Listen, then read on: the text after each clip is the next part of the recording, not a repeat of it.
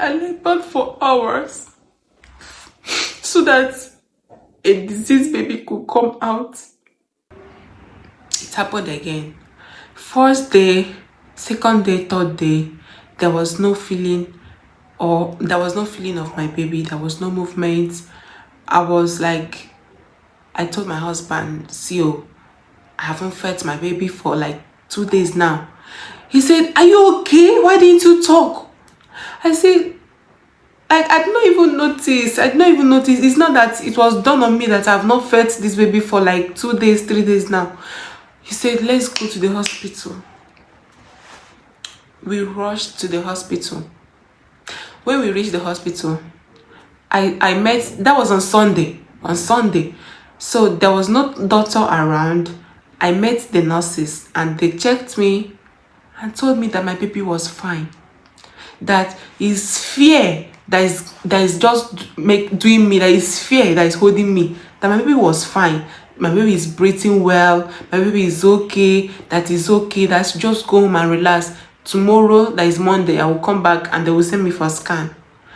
That night, I slept. I came back home. I was calm. I was happy with the results the nurses gave me. I was happy. So I came back that home and slept very well. The next morning, I went back to the hospital and I met my doctor. My doctor now sent me for scan. Even when I met my doctor, he checked and said, my baby is okay. Why are you worried? I said, I've not felt his movements. He said, no, it's fine. Oh yeah, go for scan so that your mind go relax. He sent me for scan. I went for scan.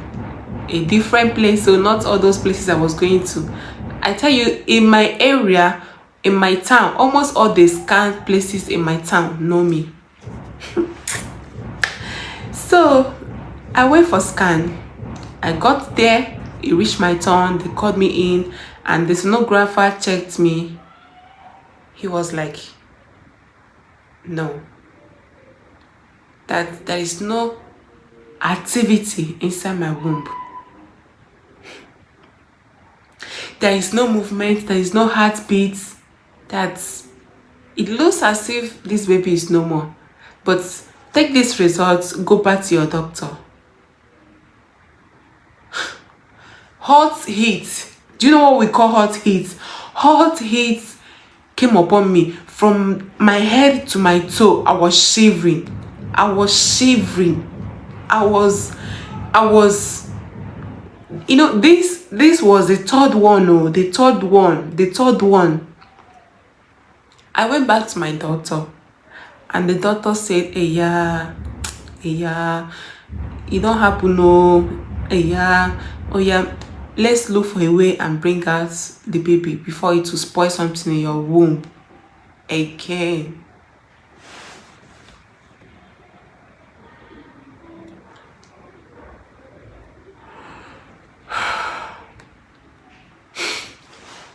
So I asked, what's the procedure? He said he's gonna induce me and the baby will come out. I knew what I went through the second one. I knew what I went through the first one. So, sorry.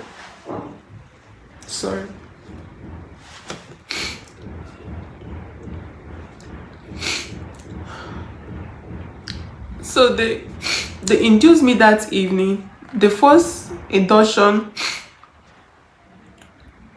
was orally. They gave me the first induction. I put it under my tongue so that, you know, it will activate the labor.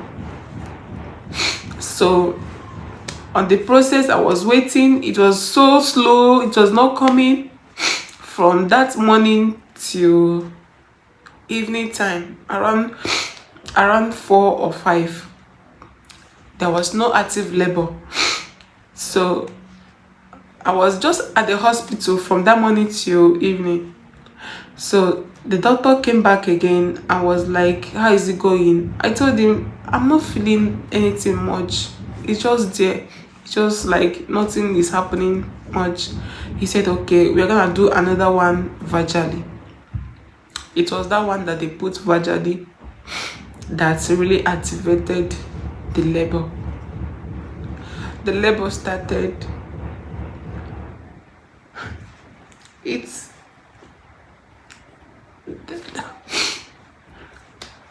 that particular labor almost took my life.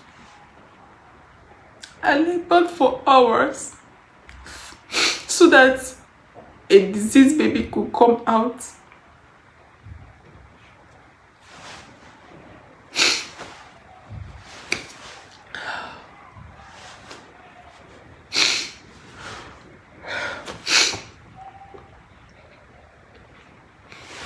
Excuse me.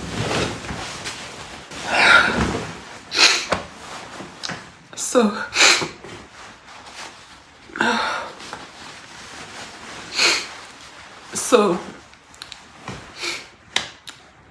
I labored, and at midnight, that should be around 1 a.m. in the night, I felt the urge to push, and I called the nurse. She came and she even wanted to check. The nurse did not even know what she was doing. She was like, your stomach is small, oh.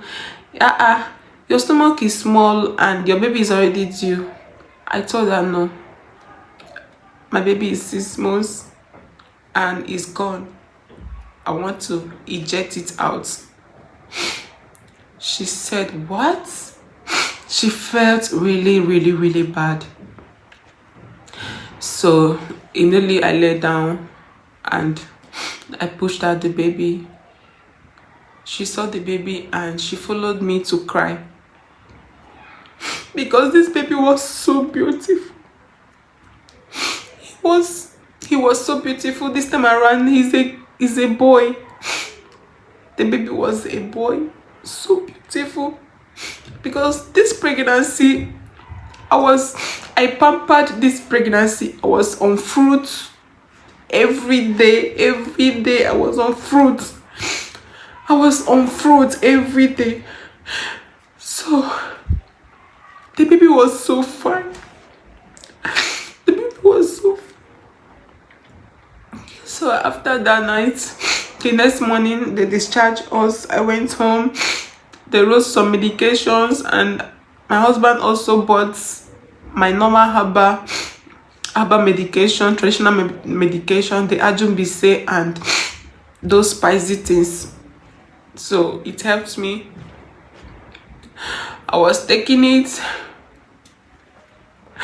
My breast milk was coming out.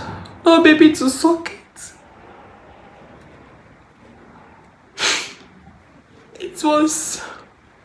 It was so hard on me. That third pregnancy, I went into depression. I called my mom when I was in the hospital. Yeah, I called her. So she walked me back home, and she stayed for like a day or so, and I was just taking my medications. I went into depression. This was me.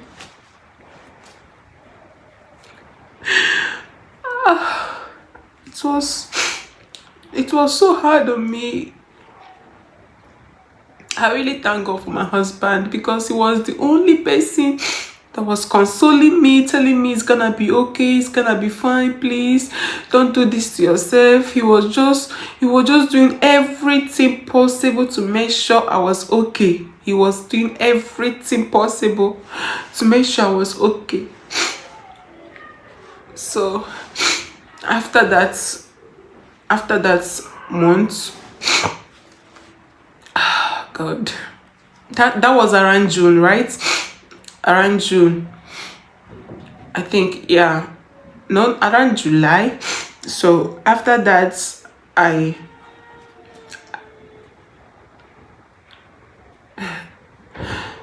after that I decided to wait a little before, going for another taking in again. So I have to just focus on my education, and I completed my education. I graduated that 2024 and every other thing. So I decided to, wait a little. Like I decided to wait after I give birth, then I will go for my service. So 2024 ending, that should be December, I decided to try again.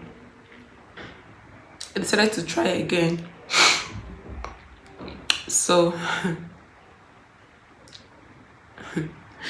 I took in again for the fourth time, right?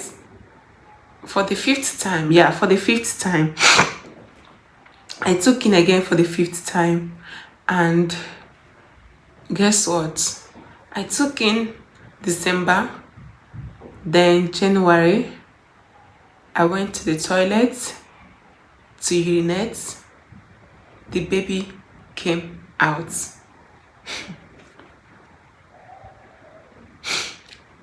Everything just came out inside the toilet.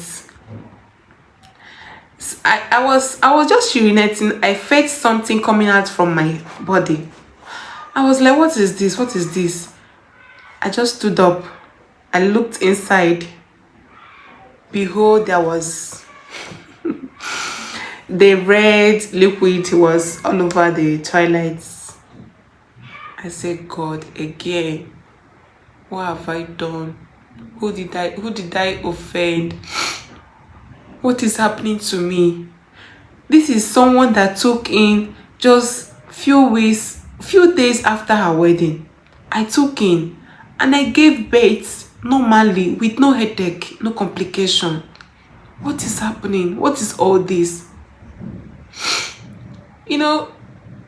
All these things, it was like a movie. Like I could not even believe it was happening to me. And it was really hurting. Whenever I look at my daughter playing alone, I cry. I shed tears. I just look at her.